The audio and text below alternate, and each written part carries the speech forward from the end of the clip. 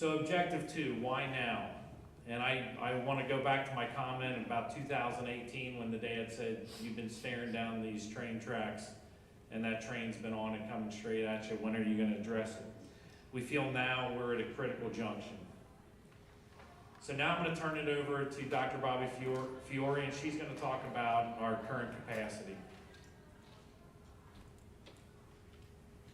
I want to share with you the challenges that many of our elementary schools are facing when it comes to shared spaces. At 3 of our elementary schools, we have 3 large portable units, each holding 6 classrooms. All school buildings are being heavily shared to provide spaces for special education students, gifted programs, English learners, Title I support. In total, we have 20 rooms in 7 different buildings that are shared by 2 teachers, and another 5 rooms in 4 buildings that are shared by 3 teachers. As you can imagine, 3 teachers working with small groups of kids in one room can be challenging. But it's not just the traditional classrooms that are utilized. There are many non-instructional spaces across all of our elementary buildings. There are people working in book rooms, storage rooms, and even spaces in our kitchens that have been repurposed to work with students. The lack of dedicated spaces is a challenge. Our related service staff, like our therapists, our speech and language pathologists, occupational therapies, physical therapists, they're often forced to work in hallways due to the shortage of available rooms, and other support staff have to move to different locations throughout the day. So they might be able to be in one space in the morning, but then in the afternoon they have to go to a different space because that space is used by somebody else. And there's really no collaborative spaces for teams of teachers and staff to work together. And so it makes it extremely challenging to provide the specialized instruction and services that our students need. Ultimately, our elementary schools desperately need more appropriately sized, dedicated spaces to support student learning and to allow our staff to collaborate effectively. And now, I wanted to share some pictures of those spaces. So these are taken from a few of our elementary buildings, but you can see there's the one up top. It has a like there's cabinets in the middle that are dividing 2 workspaces. This one in the bottom corner is a school-based mental health space, I believe. If you look, there's a repurposed area over here that has a little kitchenette that has a little small group to provide services for kids. There's storage in many of these rooms. The hallways are often used for storage. There's those big cabinets that we've had to put books in because book rooms have been taken to support kids and to provide small group instruction. You see that room in the corner, it has tables. It also is a book room. There's some teacher workroom stuff. There's just all kinds of things happening in all of these rooms. Down here in the corner where the book bags are, that is actually Parkwood, and that, there's really not a lot of space in the kindergarten classroom, so they're putting the book bags across the hall where the storage is. And I tried to take that for a small group space last year, so that's next. There's just no space. This is just another room, the one on top at Shaw. There's a bathroom in there. That's actually got a bathroom, so if you're working with kids, people come in to go to the bathroom all the time. It's just, that's a space, and you gotta utilize it. So that's our social worker space. That is an intervention specialist space on the bottom. And then there's a therapist space and another intervention specialist space. So not only are they in smaller rooms, if they are, they're very tight, they have minimal room for storage, or they're shared spaces, so then you get the competing noise. Just a few other ones.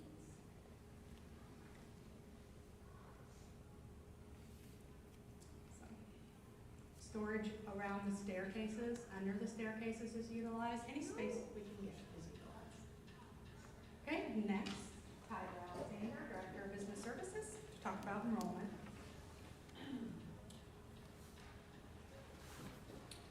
Thank you, Bobbie. My name is Tyler Alexander.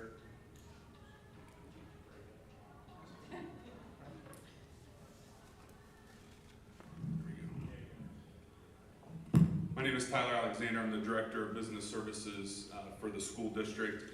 I want to continue on with the why in the bond bond issue. First off is enrollment. The district in 2022 participated in an enrollment study with Cropper GIS. Between 2020, at the end of 2022, beginning of 2023, we started seeing projections in the district that we were not expecting. So we contracted with Cropper GIS in 2023, late 2023, to go through another enrollment study because we anticipated that our numbers would be greater than they were in 2022. Three things that I want to bring your attention to. First off, right now, currently, the district has 80 more students than we did this time last year. That keeps us on track to meet the projections that Cropper GIS has predicted for us from last year to this year.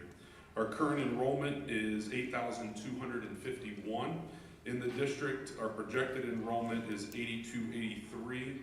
I can tell you that currently we are enrolling more students than are withdrawing. Even though we are nearing the end of first quarter, we're still enrolling a number of students, especially compared to the number of students that are withdrawing in the district. The last thing that I want to bring your attention to on this slide is the bottom right-hand corner. You will see in 33-34, we're projected to have 8,827 students. What we don't want to do is build facilities that are at capacity 5 years after they open. And so we're building a 5% buffer across the district. So when we're looking at our capacity, we are looking at 9,268 across the district so that we do have room for growth that is not projected on this study. Also, continuing with the why is looking at city housing data.